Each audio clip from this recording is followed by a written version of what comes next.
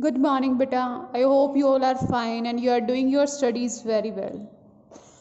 आज से हम रिवीजन स्टार्ट कर रहे हैं ऑफ साइंस, या मैं ये बोलूँ, मैं हर एक चैप्टर को सीरीज़ में रिवीजन करते चलेंगे, क्वेश्चन आंसर साथ में लर्निंग करते हुए।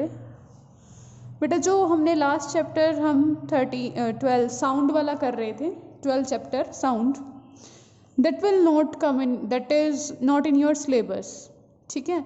सो we will not complete that chapter. जितना हम कर चुके थे that is a good thing, आपने कुछ सीखा। अब हम रिविजन करेंगे from the chapter 1, that is matter in our surrounding.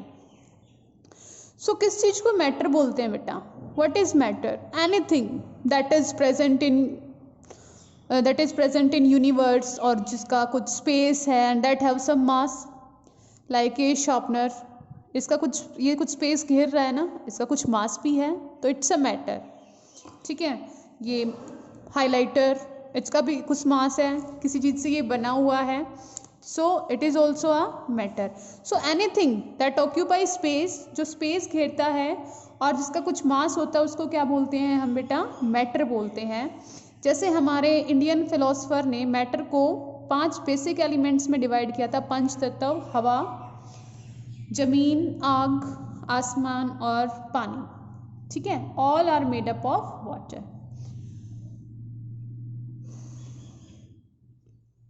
आज के मॉडर्न टाइम में हमने मैटर को की क्लासिफिकेशन उसकी फिजिकल प्रॉपर्टीज और उसके केमिकल नेचर के बेसिस पे किया है। तो सबसे पहले फिजिकल प्रॉपर्टीज को देखते हैं बेटा। फर्स्ट प्रॉपर्टी है matter is made up of particle. Particle क्या होते हैं बेटा? स्मॉलेस्ट यूनिट मैटर की, मतलब जिस चीज़ से वो बने हुए हैं, स्मॉलेस्ट यूनिट, उसको क्या बोलेंगे? पार्टिकल बोलेंगे। और पार्टिकल का साइज बहुत ज़्यादा छोटा होता है बेटा, ठीक है। तो मैटर किससे बने हुए हैं? पार्टिकल से।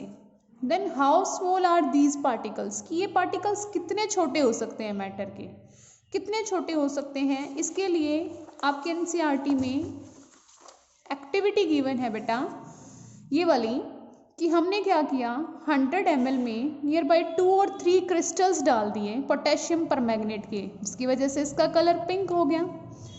हमने क्या किया, इसमें से 10 ml निकाला, इस 100 ml में से नेक्स्ट 100 में डाल दिया, ये भी पिंक हो गया, लेकिन थोड़ा सा लाइट इसके कंपैरिजन में। देन यहाँ से निकाला, इसमें डाल दिया, ये भी थोड़ा पिंक है। तो आगे आगे जितना आप ट्रांसफ़र करते जाओगे उतना डाइल्यूट होता जाएगा, मतलब उतना पिंक कलर की कंसंट्रेशन क्या है, कम होती चली जाएगी।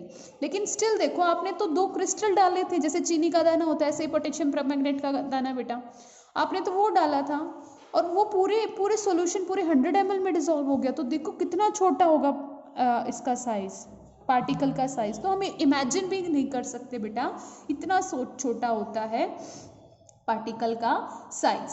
और ये जो हम बार बार ट्रांसफरिंग कर रहे हैं ना, जिससे यहाँ पे पोटेशियम परमैंगनेट की पानी के अंदर कंसंट्रेशन कम होती जा रही है, इसको बोलते हैं dilution, what we called it, dilution. Then second characteristic, अब हम पढ़ेंगे कि जो पार्टिकल्स होते हैं एक्चुअली में इनकी क्या कैरेक्टरिस्टिक्स हैं। तो particles of matter have space between them, कि कोई भी पार्टिकल है मैटर का, उसके बीच में क्या होता है? स्पेस होता है। किसी में ज़्यादा होता है, किसी में कम होता है। जैसे सॉलिड में स्पेस सबसे बिल्कुल नहीं होता, गैस में थोड़ा सबसे ज़्यादा स्पेस होता है पार्टिकल्स के बीच में। तो particles of matter have space between them. ये कैसे हम करेंगे? आपने एक ग्लास क्या लिया, पानी, और पानी में आपने नमक भी डाल दिया, चीनी डाल दिया, और वट यू हैव एडिड बेटा, आपने उसमें लेमन भी डाल दिया, नींबू पानी बना लिया आपने। तो वो सारी चीज़ें उसके अंदर, पानी के अंदर डिसॉल्व हो गई। कहाँ हो गई? पानी के पार्टिकल्स के बीच में स्पेस प्रेजेंट था, तभी तो डिसॉल्व हो गया। So particles of matter have space between them.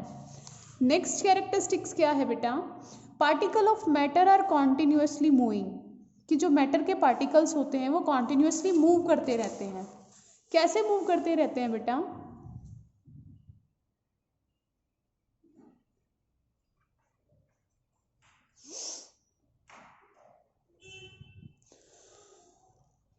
जो भी चीज़ मूव करती है उसके पास काइनेटिक एनर्जी होती है, और जितना आप टेम्परेचर बढ़ाओगे उतने ज़्यादा पार्टिकल्स फास्ट मूव करते हैं।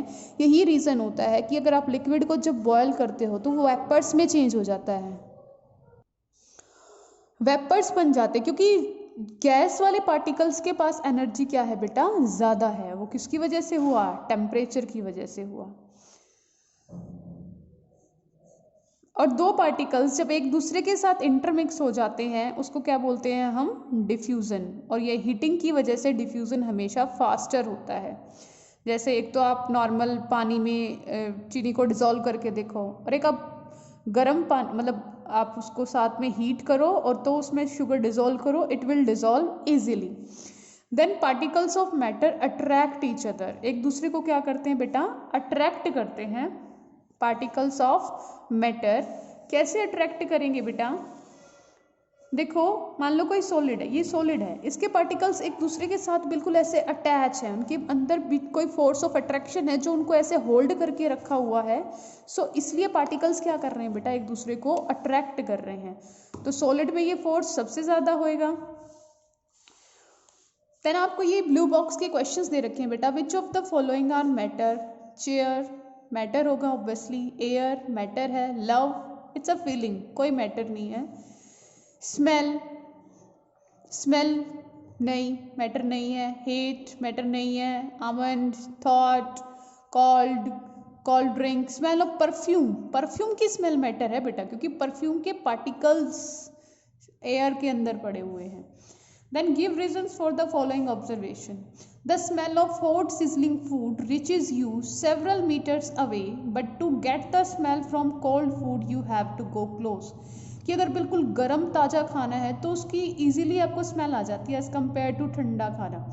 ऐसा क्यों होता है, क्योंकि जो हॉट फूड के पार्टिकल्स हैं वो इजीली एयर में बड़ी फास्टली, उनके पास उनकी काइनेटिक एनर्जी क्या है, ज़्यादा काइनेटिक एनर्जी है तो ज़्यादा फास्टली मूव करेंगे और इजीली आपके, मतलब आप उसको स्मेल कर सकते हो। Then a diver is able to cut water in a swimming, because बेटा ये ऐसा क्यों होता है, क्योंकि पानी के अंदर वाटर मॉलिक्यूल्स के अंदर फोर्स ऑफ अट्रैक्शन क्या होता है, कम होता है एज कम्पेयर टू सॉलिड। अगर आप किसी सॉलिड के अंदर स्विमिंग करोगे तो कर थोड़ी ना सकते हो। Then what are the characteristics of particles of matter, तो हमने क्या पढ़ी, 3 कैरेक्टरिस्टिक पढ़ी। They have space between them, particles of matter are always in motion, then they have attractive force between the particles of matter. So I hope आप ये questions, तो आपका homework क्या है आज का, आपको ये ब्लू बॉक्स के क्वेश्चन आंसर लर्न करने हैं और ये चैप्टर आपको यहाँ तक दोबारा से रीड करना है। अगर किसी को कोई डाउट है then you can ask me at any time. Thank you, have a nice day.